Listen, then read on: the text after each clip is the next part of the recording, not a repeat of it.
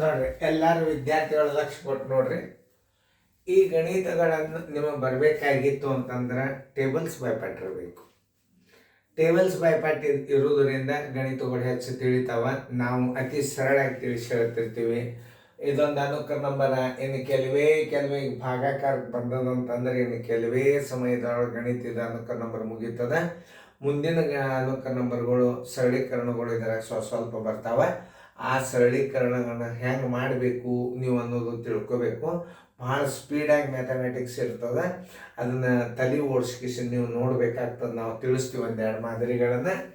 ಇಲ್ಲಿ ನೋಡಿ, ಪ್ರತಿಯೊಂದು ಪಟ್ಟಣದಲ್ಲಿಯೂ 2.1 kg ಮಿಠಾಯಿ ಇರುವ 5 ಪೊಟ್ಟಣಗಳನ್ನು ಕುಮಾರಿ ಕೊಂಡು ತಂದಳು. ಅವಳು ತಂದ ಮಿಠಾಯಿಯ ತೂಕ ಎಷ್ಟು ಅಂತ ಕೇಳ್ತಾರೆ. ಅಂದ್ರೆ ಒಂದು ಪಟ್ಟಣದಾಗ ಎಷ್ಟಿರ್ತದೆ? 2.1 ಒಂದು ಪಟ್ಟಣದಲ್ಲಿ ನೋಡ್ರಿ, ಸರಳ ರೀತಿ ಒಳಗೆ ಒಂದು ಪಟ್ಟಣ = ಒಂದು ಪಟ್ಟಣದ ತೂಕ ಬರೋಬರಿ 2 2 4 1 5 kg 5 kg. ಎಷ್ಟು ಪಟ್ಟಣದ ತೂಕ? 5 ಪಟ್ಟಣದ ತೂಕ. 5 ಪಟ್ಟಣದ ತೂಕ ಬರೋಬರಿ ಎಷ್ಟು?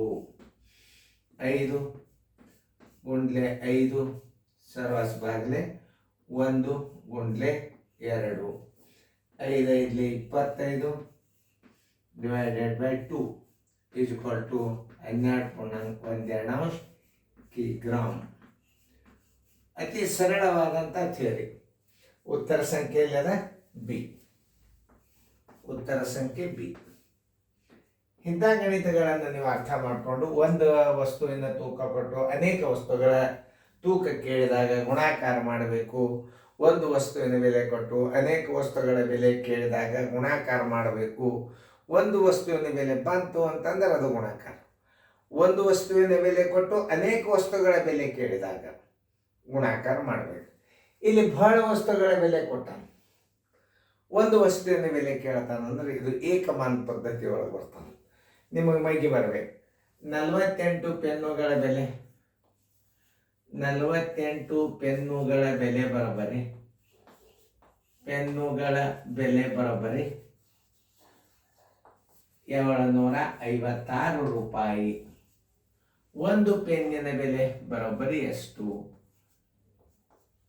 ನೋಡ್ರಿ, ನಾ ಹೆಂಗೈತಿ 1 × 756 ತಳಗ 48. ಯಾವ ಮಗ್ಯಾಗ 48 ಅದ?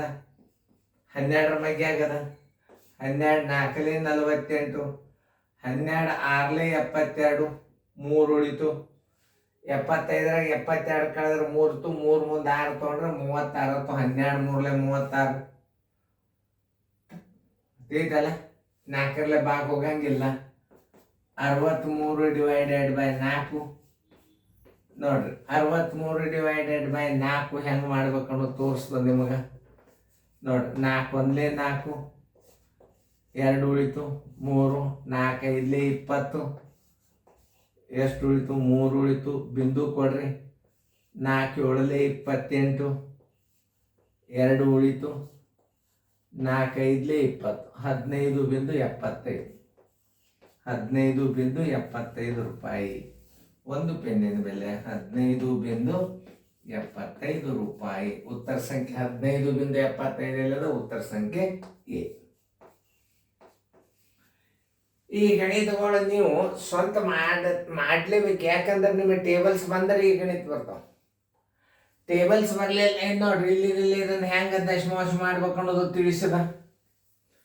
ಆಮೇಲೆ ನೀವು ಹೆಂಗೆ ಮಾಡ್ಬೇಕಂದ್ರೆ ಮಗ್ಗಿ ಬರ್ಬೇಕು. 48 ಯಾವ ಮಗ್ಗ್ಯಾಗ ಬರ್ತದ ಅದು ನಿಮ್ಗೆ ಗೊತ್ತಿರಬೇಕು. 48 12 ಮಗ್ಗ್ಯಾಗ ಬರ್ತದ, 8 ಮಗ್ಗ್ಯಾಗ ಬರ್ತದ. ಇಷ್ಟು ಗುರ್ತಿತ್ತು. ತಳಗಿಂದ 12 ಹೋಯ್ತಂದ್ರೆ ಮ್ಯಾಲಿಂದು ಹೆಚ್ಚಾನೆ 90% 12 ಬಾಕಿ ಹೋಗ್ತಿರ್ತದೆ. ಆಮೇಲೆ 2 ಮಾಡಿದ್ದು 4 ಮಾಡಿದ್ದು ಹಿಂಗೆ ಮಾಡಬಾರ್ದು. ದೊಡ್ಡ ಅಂಕೆಯಲ್ಲಿ ಹೊಡೆದ್ರೆ ಬೇಗನೆ ಉತ್ತರ ಸಿಗ್ತದ. ನಿಮ್ಗೆಲ್ಲರಿಗೂ ತಿಳಿದಲ್ಲ. ನೋಡ್ರಿ, ಈಗ ಒಂದು ಪಟ್ಟಣದ ತೂಕ ಕೊಟ್ಟಾನ, ಆಮೇಲೆ 5 ಪಟ್ಟಣದ ಕೇಳ್ಯಾನ ಅಂತಂದ್ರೆ ಒಂದು ಪಟ್ಟಣದ ಕೊಟ್ಟಾಗ ನಾವು ವೇಗವಾಗಿ ಹೆಂಗೆ ಮಾಡ್ಬೇಕಪ್ಪ ಅಂದ್ರೆ ಸರಳ ರೀತಿ. ಒಂದು ಪಟ್ಟಣದ ತೂಕ ಕೊಟ್ಟಾನ ಅಂದ್ರೆ 5 × 5 2 ನೋಡಿ ಆಯ್ತು, ಇಷ್ಟೇ ಉತ್ತರ. 12.12 ನೋಡಿ ಇದರದ್ದು ಉತ್ತರ ಎಷ್ಟು ಬರ್ತದೆ? 12. ಇಷ್ಟೇ. ನೀವು ಕಚ್ಚಡ ಮಾಡೋದು ಮುಂದೆ ನಾಳೆ ತೋರಿಸ್ತಾನೆ ನಾನು ನಿಮಗೆ. ಈಗ ಫಸ್ಟ್ ಒಂದು ಸ್ಯಾಂಪಲ್ ಹಾಕೀನಿ ನಾನು ನಿಮಗೆ. ತಿಳಿತಲ್ಲ? ಚೆಂದಾಗಿ ನೋಡ್ರಿ. ಭಾಳ ಇಂಪಾರ್ಟೆಂಟ್ ಅದ ಇದು. ಅನುಕ ನಂಬರ ಭಾಳ ಕಾಳಜಿ ಮಾಡಬೇಕು, ಭಾಳ ರಿವಿಷನ್ ಮಾಡಬೇಕು, ಎಲ್ಲರೂ ಲಕ್ಷ್ಯ ಕೊಟ್ಟು ನೋಡಬೇಕು.